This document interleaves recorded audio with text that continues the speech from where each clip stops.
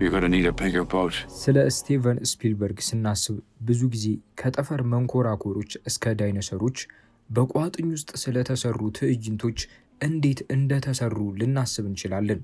ነገር ግን የስፒልበርግ ፊልሞች ከሌሎች ፊልሞች የተለዩ የሚያደርጋቸው ነገር ምንድን ነው? የእነሱ መሰረት ያለው ስሜታዊነት ላይ ነው።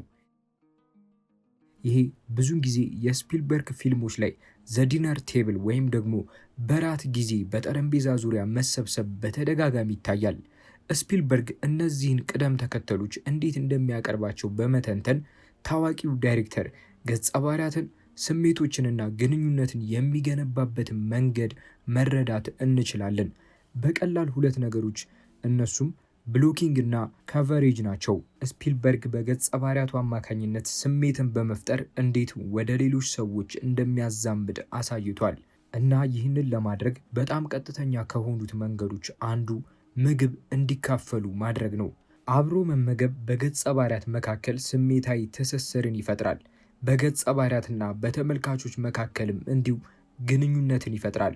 እነዚህ ትናንሽ ጊዜያት የእፎይታ ወቅቶች ናቸው እና ስፒልበርግ ስሜታዊ ሂደቶችን ለማጉላት የሚጠቀምባቸው ትዕይንቶች ናቸው። ስሜታዊ ግርግር በምግብ ትዕይንቶች ላይ ብዙ ጊዜ አይገኝም። ከፍተኛ የድምፅ ምት የለም።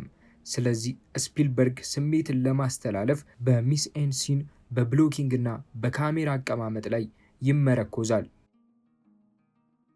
የስፒልበርግ የመመገብ ወይም ደግሞ የራት ትዕይንት ብዙውን ጊዜ በቤት ውስጥ በሚጣፍጥ ምግብ ላይ ደስ በሚል ሁኔታ ውስጥ ይከናወናል። እነዚህ ቅንብሮች በአጋጣሚ የተፈጠሩ አይደሉም። ለስፒልበርግ የምግብ አቀራረቦች ወሳኝ ናቸው። ገጸ ባህሪያቱ እርስ በራስ ከመተሳሰር በላይ መሰረት ያላቸው እንዲሆኑ ለማድረግ እና ያልተለመዱ ሁኔታዎችን ለማሳየት ይጠቀምባቸዋል። በዚህ ቀመር ላይ የሚደረግ ማንኛውም ለውጥ መረጃ ሰጪ ይሆናል። በጠረጴዛው ላይ አንድ ምግብ ብቻ እራቱ መጠናቀቁን ያሳያል። በቴሌቪዥን ፊት ለፊት እራት መብላት ወላጅ ሆኖ የሚጨነቅ አባትን ያሳያል። በእንደዚህ አይነት ቦታ ውስጥ ውድ የሚመስል ምግብ ቀዝቃዛና ተፈጥሯዊ ያልሆነ ስሜትን ያጎላል። በተመሳሳይ ፊልም ውስጥ ምግቦች እንዴት እንደሚቀርቡ ያለው ልዩነትም ግልጽ ሊሆን ይችላል። በኢምፓየር ኦፍ ዘ ሰን መጀመሪያ ላይ የነበረው ቡፌ እጅግ በጣም አስደናቂ ነው። ጄሚ በኋላ ላይ ብቻውን ሲመገብ የተለየ ስሜት ይሰጠናል። መላው ዓለም ተለውጧል። በሙኒክ ውስጥ የሚጋሩት 3 ምግቦች አሉ። እያንዳንዳቸው እንደ ሁኔታቸው በጠንካራ ብርሃንና ጥላዎች ላይ ይቀረጻሉ። በአዘጋጅ ስፒልበርግ የራት ትዕይንት ላይ ብሎኪንግ በደንብ ይታያል። የእራት ትዕይንቶች በተፈጥሯቸው እንቅስቃሴ አልባ ናቸው። ነገር ግን ገጸ ባህሪያቱ የሚቀመጡበት ቦታና መቼ እንደሚቀመጡ እነዚህ እንቅስቃሴዎች ለተመልካቾች ስለ ግንኙነቶችና ስሜቶች ብዙ ይናገራሉ። ሳም ዘ ፌብል ማንስ ፊልም ላይ በቀጥታ በሁለት ወላጆቹ መካከል ተቀምጦ ሳለ በእይታ በሱ ላይ እየተከራከሩ እንደሆነና እሱ መሃል ላይ ሆኖ ግራ እንደተጋባ ግልጽ ሆኖ ይታየናል። ይህ የስፒልበርግ ተወዳጅ ዘዴ ነው። በሌላ ፊልም ውስጥ ደግሞ ወላጆቹ በጠረጴዛው ተቃራኒ ጫፎች ላይ ይገኛሉ። ሬ ከዩፎ ጋር ከተገናኘ በኋላ የነበረው አባዜ በመካከላቸው ያለውን ርቀት ይጨምራል እና ልጆች እንደገና በመሃል ላይ ይሆናሉ። ተመሳሳይ መሳሪያ ዘ ከለር ፐርፕል ውስጥ ጥቅም ላይ ውሏል። ሁለቱ ገጸ ባህሪያት ስለ ሴሊ እያወሩ ነው። ስለዚህ እሷ በመካከላቸው ትገኛለች። Celia is coming with us. Say what?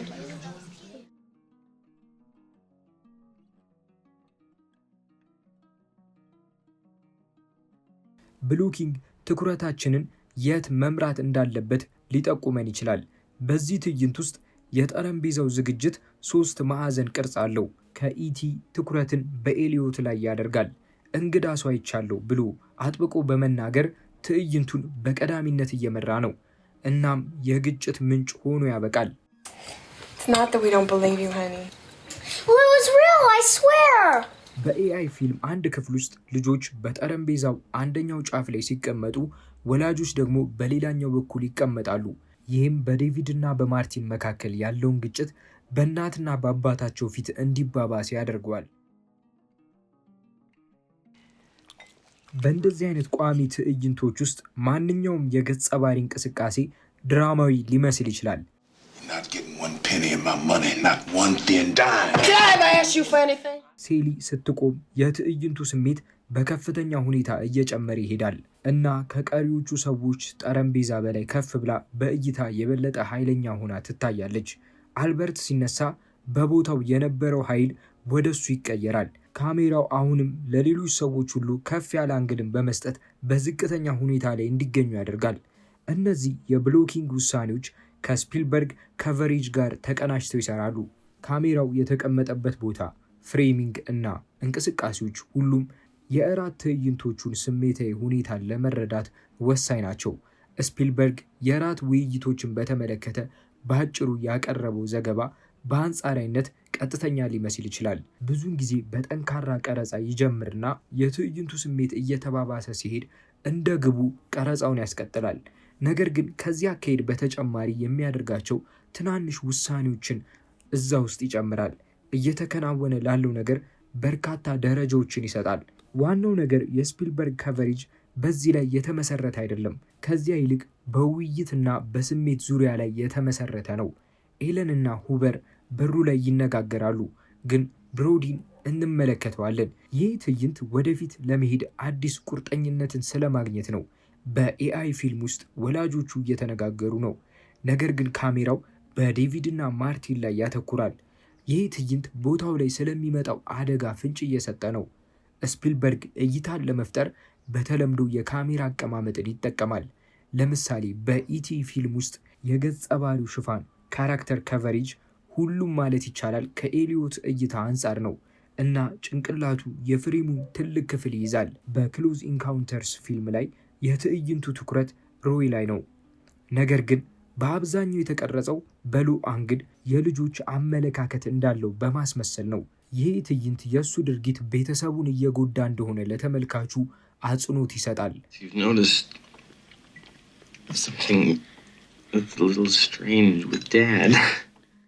ስፒልበርግ ግንኙነቶችንና ጭብጦችን ለመመስረት ልዩ የሆኑ ሁለት ቀረጾችን ይጠቀማል።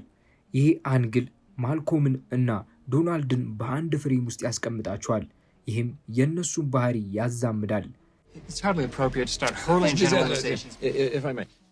ሌላ ቀረጻ ብንመለከት ሴሊና አርኖልድን ምንም እንኳን በጣም ርቀው ቢቀመጡም እርስ በራስ እንዲተያዩ ያደርጋቸዋል።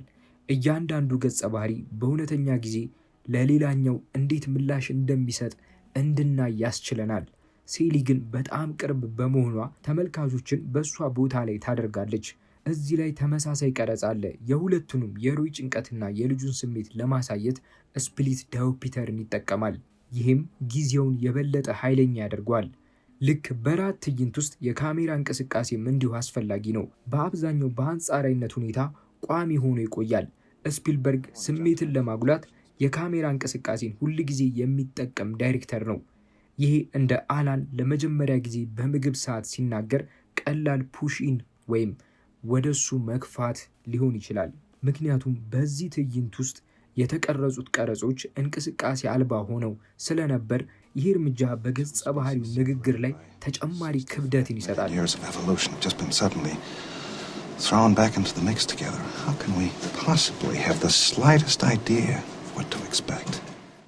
ይህ በእንዲህ እንዳለ አንድ ፓን ገጸ ባህሪው ምን ያክል እንደተጨነቀ ሊያሳይ ይችላል። የሳሚ ቤተሰቦች ስለሱ ሲያወሩ እናያለን እና በድንጋጤ ላይ ወድቀዋል። ቲልት በሌላ በኩል ደግሞ አንድን ገጸ ባህሪ ባለበት ቦታ መገኘት ሲያቅተው ሊያሳየን ይችላል። የካሜራ እንቅስቃሴዎቹ የበለጠ ዘይቤ የያዙ ሊሆኑ ይችላሉ። በዋር ኦፍ ዘ ወርልድ ፊልም ላይ 2 ጊዜ ሲቀረጽ ሁለተኛው ከዘይቤ ጋር ይቀርባል። ቀላል የሆኑ ትንሽ ንግግር ከቤት እንዲወጣ ያደርገዋል። እዚህ ላይ የዶሊ ፓን ለድራማ ውጤት ጥቅም ላይ ሊውል ይችላል። ዳዊትንና እናቱን ያገናኛል። የስፒልበርግ የራት ትዕይንት እሱ ምርጥ ፊልም ሰሪ ግን በጣም ጥሩ ድራማ መስራት የሚችል ዳይሬክተር መሆኑን ያሳያል። ለንዑስ ጽሑፍና ለስሜታዊ ልዩነት ጥሩ ቦታ ያለው ዳይሬክተር ነው። ሴቲንግ፣ ብሎኪንግ፣ ከቨሬጅን እነዚህን በመጠቀም በቤተሰብ ውስጥ ግጭትን እና ከሁሉም በላይ ገጸ ባህሪያትን ለመመርመር እንድንችል ይጋብዘናል። ለዛሬው የሆነው አመሰግናለሁ። ሰለሞን ደመቀ ነበርኩ። ፎርሻዶዊንግን በተመለከተ ከዚህ ቀደም የሰራሁላችሁ ቪዲዮ አለ። ተጨማሪ ፒዲኤፍ ከፈለጋችሁ ዲስክሪፕሽን ቦክስ ላይ የቴሌግራም ቻናል ያለ ጆይን እያደረጋችሁ ማግኘት ትችላላችሁ። በያላችሁበት መልካም ጊዜ